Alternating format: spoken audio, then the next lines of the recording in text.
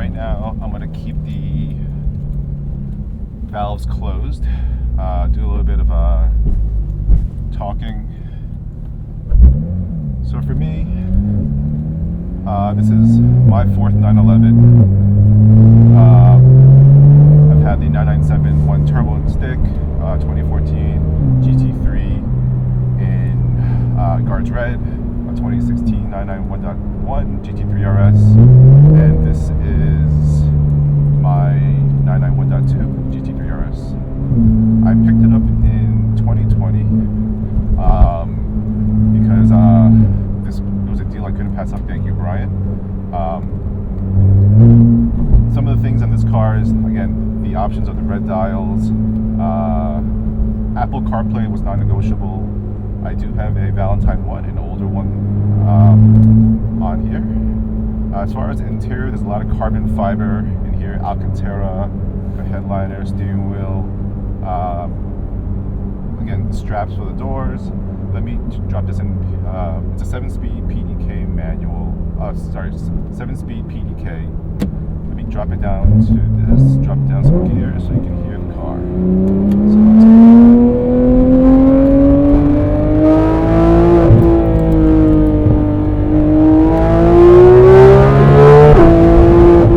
So this car, most GT3s and 3 RSs, the sweet spot is when it starts singing over 5,000, 6,000 RPM.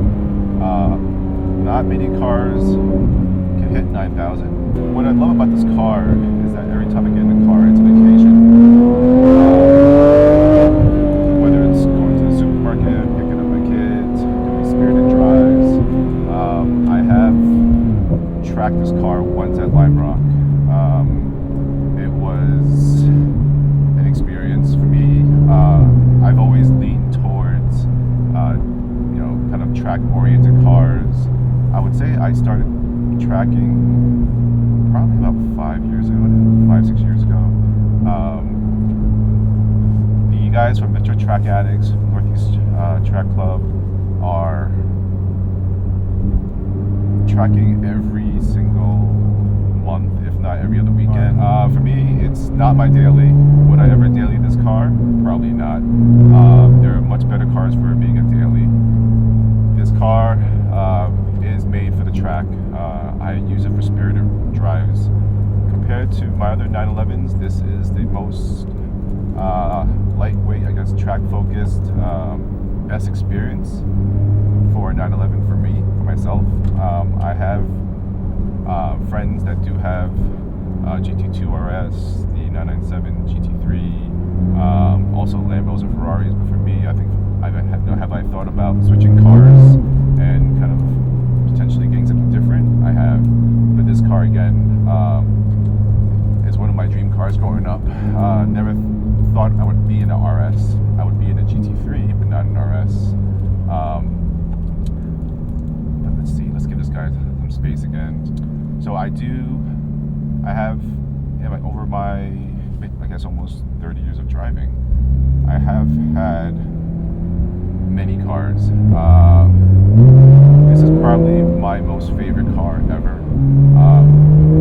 Comparing this to my 14 GT3 and comparing it to my 16 GT3 RS, I would say it's a completely different animal. Just the sounds, the feel of the car, the suspension is different, the noise is a little bit different. Similar to the 3 RS.1, there is no sound dampening in this car. As far as hearing rocks, oil, coolant sloshing around, valves opening, you hear everything. The experience in this car is none that I can compare to my other cars. This one is by far the most engaging. Compared to my track cars, which are not as fast, but I would say that the feel of this car is, how would it compare to, I guess, another car? I've heard the McLaren 600 LT is very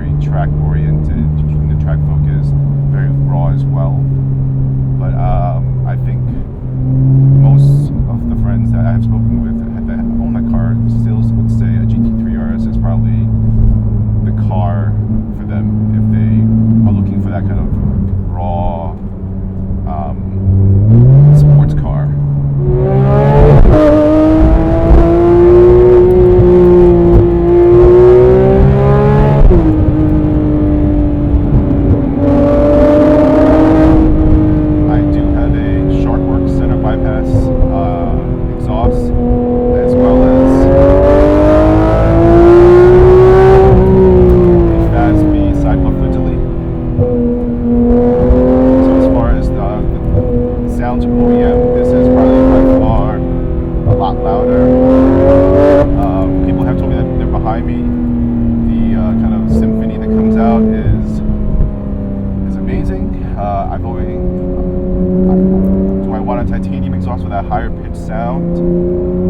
Yes. Can I live without it? Yes. I'm pretty happy with the short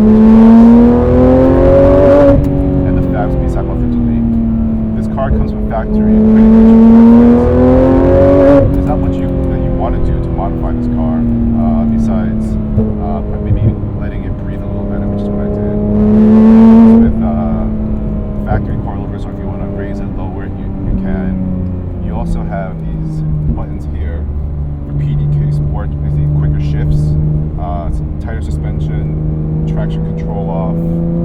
Also, I have the exhaust valves here to make it noisier or quieter, and also the front axle lift, which is one of the options that's non-negotiable for GT cars, because the nose is kind of low, and living in New York, there's plenty of driveways and dips and whatnot that you need to avoid. Let me give this guy on the bike a little bit of space, because again, I think he's also another, slow driver, slow rider. What else can I tell you about this car? As far as space in here, it's not the. I mean, it's similar to other 911s.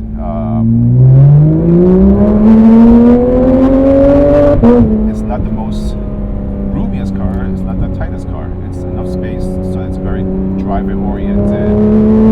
These carbon fiber bucket seats do hold you in place when you're driving. So as far as having your hands at 3 and 9, it's not a problem. I would say 10 and 2. So there's these inserts that kind of pop out here for a better grip. You can hold it there. I'm usually at 3 and 9. As far as the bucket seats, driving on long drives, I've done 4 hours at a time in these seats, and it's not a problem. I think maybe I'm used to sitting in bucket seats when I'm in a track car, but for the most part, these are more comfortable than the Sparkos, Recaros, Brids, the OMP seats I've sat in. Do I want the 992 GT3 RS? I mean, I think anyone who's seen the previews on that or seen the reviews on that is chomping at the bits for that car, because 100K Marco. This car MSRP is at $255.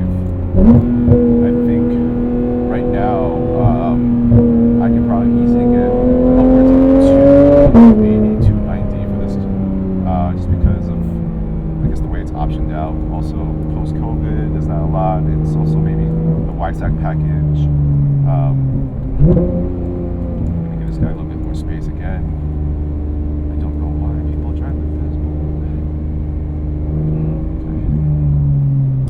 Okay. As far as audio system, I think most people who have this car are not too worried about having a Bang & Olufsen or having the most top tier sound system, just because I think you're constantly listening to the engine. It's a rear engine sitting behind your head.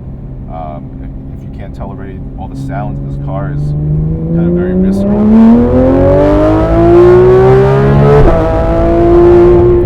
The shifts are lightning quick, which is why I think the 3 RS never comes in manual.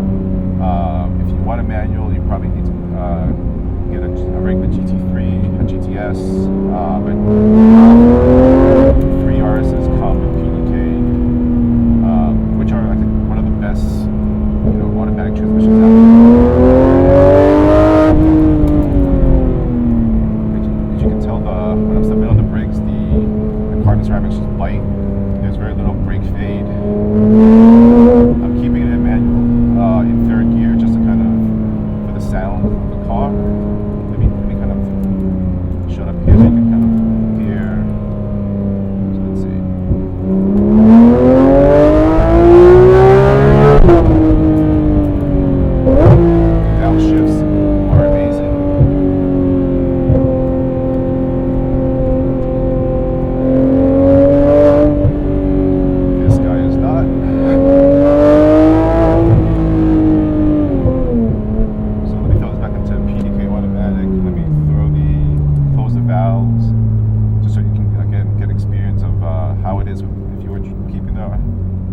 RPM's low, just doing some daily cruising or whatnot instead of ripping through the mountain.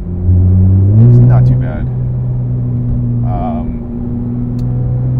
The guys in the Metro Track Addicts, Northeast Drivers Club, Northeast Track Club, I think everyone kind of would love to see this car on the track more, just because it is what it's made for. But for the most part, I try to, keep it off the track and just drive it on the weekends. Again, this is for me. Every time I hop in the car, it's an occasion. I love driving this car. I have no regrets buying this car at all.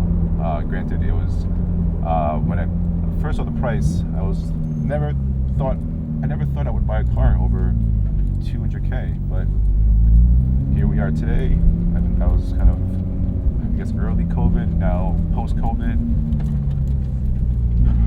Over 200K doesn't sound crazy anymore. So, again, my name is Kevin. My Instagram is Frost Poppy, Frost PAPI. Give me a follow, and it's a pleasure.